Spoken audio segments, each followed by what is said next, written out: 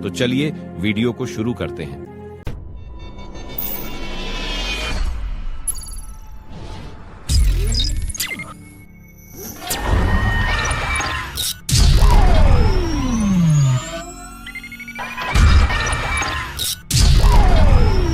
नमस्कार दोस्तों, आज की वीडियो में हम देखेंगे कि टाइम ट्रेवल करना वाकई पॉसिबल है कि नहीं। इसमें कोई शक नहीं है कि हम एक तरह से टाइम ट्रेवल ही कर रहे हैं।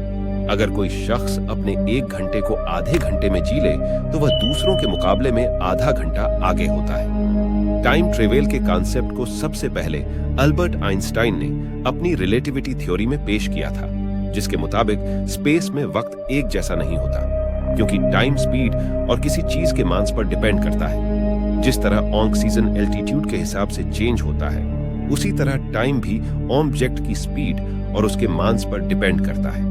हम अर्थ पर रहते हैं तो हमारा टाइम अर्थ के मास और इसकी स्पीड पर डिपेंड करता है। लेकिन अगर हम जुपिटर पर चले जाएं, जिसका मास काफी ज्यादा है, तो वहां टाइम स्लो गुजरेगा। एक थ्योरी के मुताबिक जितनी ज्यादा स्पीड होगी उतना स्लोली टाइम गुजरेगा। अगर हम कोई ऐसी स्पेसशिप में बैठे जो स्पीड ऑफ लाइट की तेजी से यूनिवर्स में 5 साल तक चलती रहे और 5 साल बाद वापस अर्थ में आ जाए, तो अर्थ में 35 साल गुजर चुके होंगे, जबकि हमारी घड़ी में सिर्फ 5 साल गुजरे होंगे। आइंस्टाइन की इस थ्योरी को टेस्ट करने के लिए 1971 में हैफल कीटिंग एक्सपेरिमेंट किया गया था।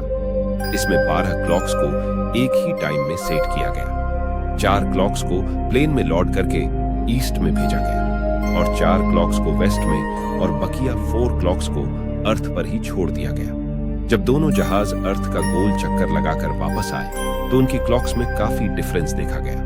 जो जहाज ईस्ट की तरफ गया था, उसकी क्लॉक जमीन पर ऑलरेडी मौजूद क्लॉक से 59 नैनो सेकंड स्लो हो चुकी थी, यानी उनके लिए टाइम स्लो गुजरा था। और जो जहाज वेस्ट से गुजरा था, उसकी क्लॉक 279 नैनो सेकंड आगे हो गई थी। ये ईस्ट और वेस्ट टाइम में फर्क इसलिए देखा गया क्योंकि हमारा अर्थ एंटी क्लॉकवाइज डायरेक्शन में रोटेट करता है। आइंस्टीन की थ्योरी के मुताबिक टाइम ग्रेविटी पर भी डिपेंड करता है, क्योंकि जितना ज्यादा ग्रेविटी होगी, टाइम उतना आहिस्ता गुजरेगा। इस थ्योरी को भी एक्सपेरिमेंट की मदद से 2010 में प्रूव किया गया। एक एटॉमिक क्लॉक को सेल्फ पर नीचे रखा गया और दूसरी क्लॉक को 33 सेंटीमीटर सेल्फ पर ऊपर रखा गया। जो क्लॉक नीचे वाले सेल्फ पर थी, उस पर ग्रेविटी ज्यादा अट्रैक्ट हो रही थी, इसीलिए वह ऊपर वाली क्लॉक से स्लो चल रही थी। हालांकि दोनों के दरमियान टाइम डिफरेंस बहुत ही कम था, क्योंकि 33 सेंटीमीटर ज्यादा फासला नहीं है। दोस्तों, ये तो थियोरेटिकल बात हो गई, लेकिन अगर टाइम ट्रेवल को प्रैक्टिकली साइंस के दायरे में रहकर सोचे तो यह पॉसिबल नहीं है, क्योंकि ऐसी स्पेसक्राफ्ट जो स्पीड ऑफ लाइट से ट्रैवल करें, यह बनाना तो इम्पॉसिबल है। लेकिन सवाल यह है कि सर्गी टाइम ट्रेवल करके 2006 में कैसे आया।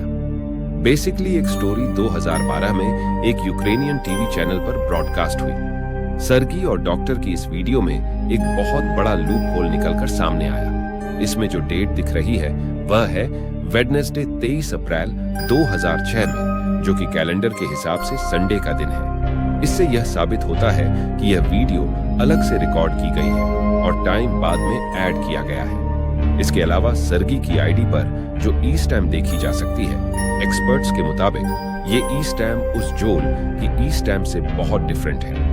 इस इंसिडेंट से रिलेटेड जो भी पुलिस इन्वेस्टिगेशन दिखाई गई, उनका रिकॉर्ड कहीं पर मौजूद नहीं है। और अगर डॉक्टर पैब्लो इतने ही फेमस डॉक्टर हैं, तो इंटरनेट की किसी भी वेबसाइट पर उनका नाम क्यों नहीं है? तो दोस्तों, लोगों का मानना है कि यह एक मनगढ़ंत कहानी थी, जिसको सिर्फ शो की रेटिंग के लिए बनाया गया था, क्योंकि ऐसी कोई टाइम मशीन बनाना जो फ्यूचर और पास्ट में इंसानों को ट्रेवल करवा सके, यह तो इम्पॉसिबल है। दोस्तों, अगर आपको यह वीडियो पसंद आई हो तो लाइक और चैनल को सब्सक्राइब जरूर करें।